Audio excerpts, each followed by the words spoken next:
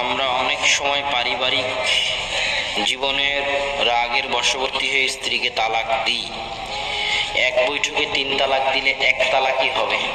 কেন ইসলামে পরিবার বিচ্ছেদ কোনো খেলতামাশার জিনিস নয়। স্ত্রীকে আলাদা করতে চাইলে কমসে কম 3 মাস সময় নিতে হবে। প্রথম মাসে স্ত্রী হায়েজ থেকে পবিত্র হলে চিন্তা ভাবনা করে 1 তালাক দিতে হবে।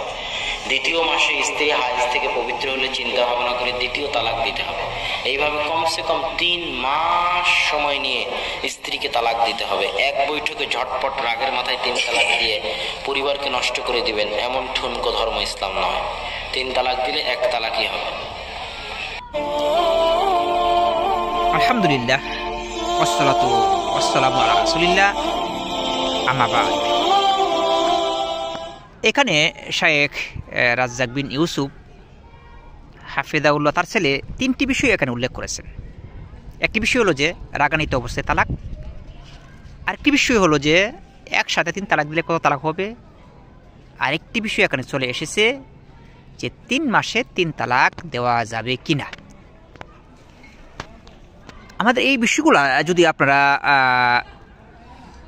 ভালোভাবে জানতে চান তাহলে কার বইগুলো পড়তে হবে এটা আমাদের জানতে হবে আগে। প্রথমে আমি বলবো যে ইমাম ইবনে তাইমিয়া রাহিমাহুল্লাহ তার একটি কিতাব ছিল মাজমুল ফাতোয়া, 35টি খণ্ড আছে, তার মধ্যে 33 নম্বর খণ্ড আপনারা পড়তে পারেন। তালাক সম্পর্কে বিস্তারিত আলোচনা করেছেন ইমাম ইবনে তাইমিয়া রাহিমাহুল্লাহ। তারপর ইবনুল কাইয়্যিম জাওজি এককভাবে মানে রাগান্বিত অবস্থায় তালাক হবে কি হবে না সে সম্পর্কে আলোচনা করেছেন। তার কিতাবটিও সবচেয়ে ভালো কিতাব, মানে রাগান্বিত অবস্থায় তালাক হবে কি হবে না। তারপর ইমাম ইবনে উসাইমিন রাহিমাহুল্লাহ 5 নম্বর খণ্ডে পড়তে পারেন। ইবনে উসাইমিনের জাদুল মুস্তাকনার এর ব্যাখ্যা করেছেন ইবনে উসাইমিন, এই ব্যাখ্যাটি পড়তে পারেন। এবং ইবনে বাস রাহিমাহুল্লাহ, যদি আপনারা এই বিষয় এই বইগুলি পড়েন তাহলে আশা করি আপনাদের কাছে স্পষ্ট হয়ে যাবে রাগান্বিত অবস্থায় তালাক দিলে তালাক হবে কি না, অথবা কেউ যদি একসাথে 3 তালাক দেয় 3 তালাক হবে কি না, অথবা নাকি 1 তালাক হবে, অথবা কেউ যদি 3 মাসে 3 তালাক দেয় এটা কি সহি কি না, এই বিষয়গুলো জানতে পারবেন। এই বিষয়ের মধ্যে আমি কয়েকটা, প্রথম বিষয়টি হলো যে রাগান্বিত অবস্থায় তালাক হবে কিনা। আমরা বলছি না, রাগান্বিত অবস্থায় তালাক হবে না। একসাথে 3 তালাক দিলে 1 তালাক হবে, এটা আমরা আগে থেকেই বলে এসেছি। সহিহ মুসলিমের একাধারে 3টি হাদিসে এসেছে। কিন্তু রাগান্বিত অবস্থায় তালাক দিলে তালাক হবে কিনা এটাও তো একটা গুরুত্বপূর্ণ বিষয়। বাংলাদেশের আহলে হাদিস আলেম আছে, হানাফি আলেম আছে, তারপর আরও অন্যান্য আলেম আছে, তারা বলে রাগান্বিত অবস্থায় তালাক দিলে তালাক হয়ে যাবে। আর আমরা বলি না, রাগান্বিত অবস্থায় তালাক দিলে তালাক হবে না।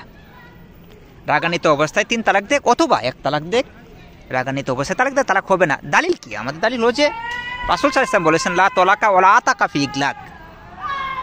রাগান্বিত অবস্থায় কেউ যদি দাসমুক্তি করে অথবা রাগান্বিত অবস্থায় কেউ যদি তালাক দেয় তালাক কার্যকর হবে না। লা তালাকা, কোনো তালাক নেই। এটা হলো আমাদের দালিল। এটা এই হাদিসটি এসেছে আপনার আবু দাউদের মধ্যে এবং আর অন্যান্য কিতাবের মধ্যে, ইবনে মাজার মধ্যে এসেছে। এটার উপর ভিত্তি করে ওলামারা, শুধু এটি নয় আরও অন্যান্য দলিল আছে, ভিত্তি করে বলেন যে রাগান্বিত অবস্থায় তালাক দিলে তালাক কার্যকর হবে না। তারপর আরও অনেক ওলামারা কিয়াস করেছেন, যেমন রাসূল সাল্লাল্লাহু আলাইহি ওয়াসাল্লাম বলেছেন যে কোনো বিচারক সে রাগান্বিত অবস্থায় যাতে বিচার কাজ সম্পাদন না করে। এজন্য আমরা বলি যে রাগান্বিত অবস্থায় তালাক দিলে তালাক হবে না, এটা দালিল আছে। এবং কেন হবে না, রাসূল সাল্লাল্লাহু আলাইহি ওয়াসাল্লামের আরও অনেক দলিল আছে। রাসূল সাল্লাল্লাহু আলাইহি ওয়াসাল্লাম বলেছেন যে ইন্নাল্লাহা তাজাওয়াজা লি আন উম্মতি আল খাতাআ ওয়ান নাসিয়ান ওয়া মাসতুকরিউ আলাইহি। আমার জন্য আমার উম্মতগণকে ক্ষমা করে দিয়েছেন আল্লাহ সুবহানাহু ওয়া তাআলা 3টি বিষয়। একটি বিষয় হচ্ছে সে যদি মানে কোনো কিছু ভুল করে অথবা সে যদি ভুলে যায়, ওয়া মাসতুকরিউ আলাইহি, এবং তাকে যদি কেউ বাধ্য করে বা কোনো কিছুয়ে বাধ্য করে থাকে, এগুলি মাপ আল্লাহ সুবহানাহু ওয়া তাআলা ক্ষমা করে দিয়েছেন, এগুলি কার্যকর হবে না।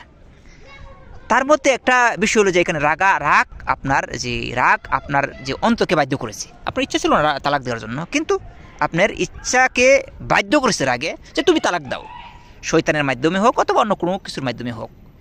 তাহলে এই জন্য এগুলি আরও অনেক দলিল আছে যে রাগান্বিত অবস্থায় তালাক দিলে তালাক হবে না, এটা সবচেয়ে শক্তিশালী এবং স্ট্রং শক্তিশালী মত। এটা ইমাম ইবনুল কাইয়িম জাওজি, ইবনে বাস, ইবনে উসাইমিন, নাসিরুদ্দিন ইবনে বাস, ইবনে উসাইমিন এবং ইবনে তাইমিয়া রাহিমাহুল্লাহ এই ফতোয়া দিয়েছেন। আল্লাহু আ'লামু।